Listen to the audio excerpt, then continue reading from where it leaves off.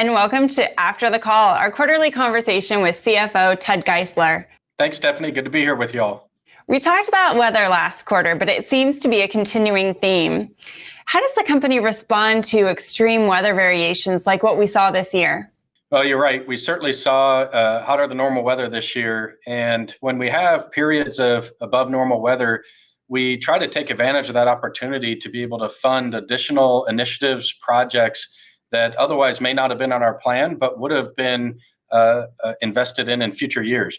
And so this year certainly provided an opportunity for us to pull forward initiatives and projects, particularly in the customer experience and customer focus space, that otherwise weren't in our plan, but we were able to do so as a result of hot weather and the additional sales generated from that. We also were able to make an important contribution to our APS Foundation this year as a result of that hot weather, and that'll allow us to continue to invest and support our customers and communities, particularly around STEM and the initiatives associated with those programs. So great opportunity. We don't count on hot weather, but when we have years of extreme weather like we have this year, we want to take advantage of it to support our customers and communities and important projects that maintain reliability for the company. With the additional revenue from weather, why are we still looking at cutting costs through our lean initiatives? Yeah, it's a really important question.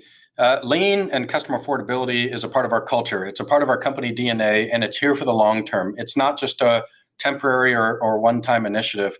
And so as a result, it's very, very important for us to continue to focus on these initiatives and develop the behaviors and capability to adopt lean throughout the enterprise and find ways to be able to do our work more efficiently. In fact, despite the hotter than normal weather this year and our pull forward of O&M activities, we're still on track to save $20 million or even higher this year in our core O&M as a result of success in lean initiatives. And we know that we need lean in the future in order to both save customers money and maintain affordable rates, but also to improve our employee experience for the work that we do. We want to work at a company that has lean processes and efficiencies. It drives employee engagement, and it makes it, frankly, a more pleasant place to work. So lean's important, not just now during hot weather years, but also for the long term. Jeff mentioned that the ACC set a new target for emissions reductions. How does this impact our 2050 goal to be carbon free? Yes, you're absolutely right. ACC recently adopted amendments for a new carbon reduction standard. Very exciting for our state and a big move in a clean energy future. These standards include 100% carbon reduction by 2050. And there's some interim targets, a 50% reduction by 2032 and a 75% reduction by 2040.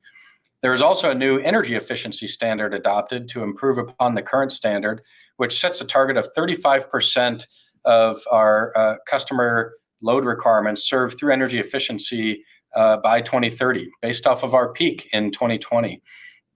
And really, this positions us very well to be able to execute on our clean energy commitment that we announced earlier this year, because these policies and standards are consistent with the plans we have put in place to be able to invest in clean resources while leveraging the carbon-free output of Palo Verde to achieve a carbon-free future by 2050. So we're excited to be partnering with the Commission and stakeholders across the state to be able to realize our vision of a clean energy commitment through these new standards and policies. Well, congratulations on a successful quarter. And Ted, thank you for your time today. Thank you, Stephanie. And a special thanks to all of our colleagues and employees across the company for making this a successful summer. It's your good work that allowed us to report positive results in Q3. Appreciate you watching After the Call, and we will see you again next quarter.